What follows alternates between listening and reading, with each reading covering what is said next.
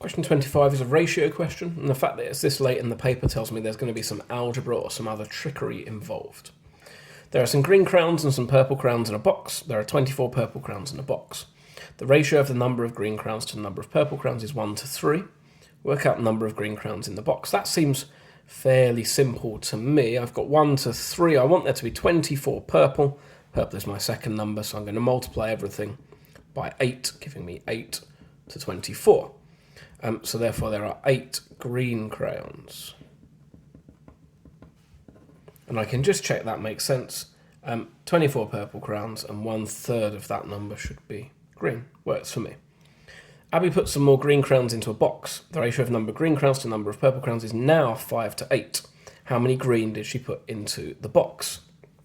So, that may look quite intimidating, but because we've done part A here, it's not actually going to be that bad.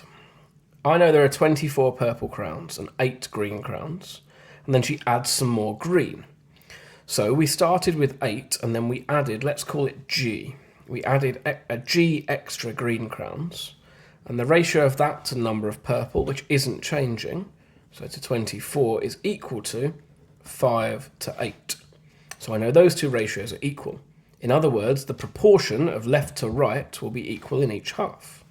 So 8 plus G over 24, the fraction of 24, that 8 plus G is, will be the same as 5 over 8, the fraction of 8 that 5 is.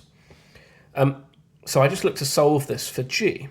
I'm going to multiply both sides by 8 and both sides by 24, giving me 64 plus 8G is equal to 5 multiplied by 24, so that's going to be 120.